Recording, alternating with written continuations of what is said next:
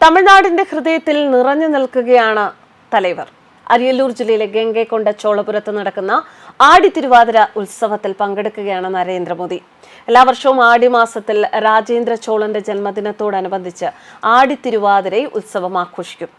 ഹിന്ദു ജ്യോതിഷപ്രകാരം ശിവന്റെ ജന്മനക്ഷത്രമാണ് തിരുവാതിര. 27 നക്ഷത്രങ്ങളിൽ ഒന്നാണ്. തമിഴ് ടൂറിസം വകുപ്പാണ് ശ്രദ്ധേയമായ ഉത്സവം നടത്തുന്നത്. അരുൾമിഗു പെരുവുടയാർ ക്ഷേത്രം, അതായത് ഗംഗൈകൊണ്ട ചോള ക്ഷേത്രം. ഈ ക്ഷേത്രത്തെ യുനെസ്കോ ലോക പൈതൃക സ്ഥലമായി അംഗീകരിച്ചിട്ടുണ്ട്. ഗംഗൈകൊണ്ട ചോളപുരത്തിലെ ക്ഷേത്രത്തിന്റെ മുൻവശത്ത് 185 അടി ഉയരത്തിൽ നിർമ്മിച്ച 9 നിലകളുള്ള ഒരു ടവറുണ്ട്. ഇത് സന്ദർശകരെ വളരെയധികം അത്ഭുതപ്പെടുത്തുന്ന ഒരു നിർമ്മിതിയാണ്. ദക്ഷിണേന്ത്യയിലെ ഏറ്റവും വലിയ ശിവക്ഷേത്രമാണിത് എന്ന് കരുതപ്പെടുന്ന 4 അടി ഉയരത്തിൽ ലിംഗത്തിന്റെ രൂപത്തിൽ പ്രതിഷ്ഠിച്ചിരിക്കുന്ന ശിവനാണ് ഇവിടുത്തെ പ്രധാന ദേവൻ. മറ്റ് ദേവതകൾക്കായുള്ള ഉപക്ഷേത്രങ്ങളും ഈ ക്ഷേത്രത്തിലുണ്ട്. ഇത് ഒരു ശിവക്ഷേത്രത്തിന്റെ മാനദണ്ഡങ്ങളാണ്. ക്ഷേത്ര സമുച്ചയത്തിലുടനീളം കാണപ്പെടുന്ന കലാപരമായ ശില്പങ്ങളും മറ്റ് അത്ഭുതകരമായ സൃഷ്ടികളും മഹത്തായി ജീവിക്കുന്ന ചോളക്ഷേത്രങ്ങൾ എന്ന വിഭാഗത്തിൽ ലോക പൈതൃക സ്ഥലമായി അംഗീകരിക്കപ്പെട്ടതിന്റെ ബഹുമതി നേടിക്കൊടുത്തു.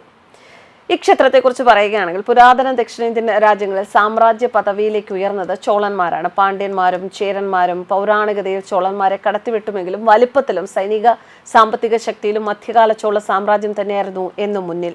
ഒരുപക്ഷെ മൗര്യ ഗുപ്ത സാമ്രാജ്യങ്ങൾക്ക് പിന്നിൽ ഇന്ത്യൻ സാമ്രാജ്യങ്ങളിൽ ഏറ്റവും ശക്തവും മഹത്തരവും ആയിരുന്നത് മധ്യകാല ചോള സാമ്രാജ്യം തന്നെയാണ്. ഇന്നത്തെ ദക്ഷിണപൂർവ്വ ഇന്ത്യകളും വിദൂര പ്രവിശ്യകളും അടങ്ങുന്ന ഒരു സമുദ്രാന്തര വർത്തക സാമ്രാജ്യമായിരുന്നു മധ്യകാല ചോള സാമ്രാജ്യം.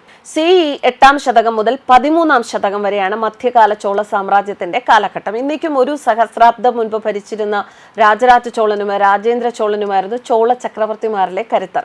രാജേന്ദ്ര ചോളൻ പൂർവ്വ ഇന്ത്യയിലെ ശക്തരായിരുന്ന ഗംഗാ രാജ്യത്തെ യുദ്ധത്തിൽ കീഴ്പ്പെടുത്തി തന്റെ സാമ്രാജ്യത്തിന്റെ അതിര് ദക്ഷിണ ഗംഗാതടം വരെ വ്യാപിപ്പിച്ചു.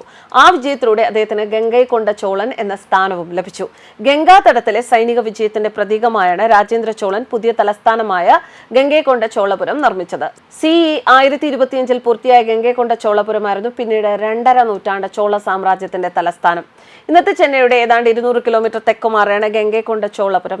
വിശ്വപ്രസിദ്ധമായ ഗംഗൈകൊണ്ട ചോളപുരം ശിവക്ഷേത്രത്തിന് ചുറ്റുമായാണ് ബൃഹത്തായ ഗംഗൈകൊണ്ട ചോളപുരത്തിന്റെ നിർമ്മിതി. സാമ്രാജ്യ തലസ്ഥാനമായിരുന്ന സമയത്ത് 5 ചതുരശ്ര കിലോമീറ്റർ വിസ്തൃതമായിരുന്നു ഗംഗൈകൊണ്ട ചോളപുരം. ഇപ്പോൾ അവശേഷിക്കുന്ന ശേഷിപ്പുകൾ തന്നെ ഈ നഗരത്തിന്റെ ഗതകാല പ്രൗഢി വിളിച്ചോതുന്നുണ്ട്.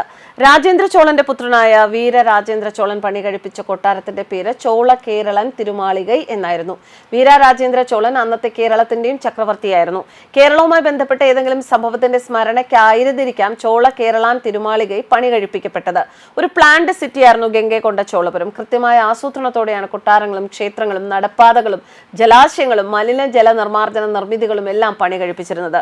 ഏത് കടുത്ത വേനലിലും ജലലഭ്യത ഉറപ്പുവരുത്താൻ അനേകം ജലസംഭരണികളാണ് നഗരത്തിനു ചുറ്റും നിർമ്മിക്കപ്പെട്ടിരുന്നത്. ഇന്ന് ഗംഗൈകൊണ്ട ചോളപുരത്തിന്റെ ശേഷിപ്പുകൾ മാത്രമേ ഉള്ളൂ. ഗംഗൈകൊണ്ട ചോളപുരം എല്ലാ പ്രൗഢിയോടും കൂടെ ഇന്നും ഒരു വാസ്തുവിസ്മയമായി തല ഉയർത്തി നിൽക്കുന്നു. ഒരു ക്ഷേത്രം എന്നതിലുപരി ചരിത്ര രേഖകളുടെ ഒരു ശേഖരമാണ് ഗംഗൈകൊണ്ട ചോളപുരം ക്ഷേത്രം.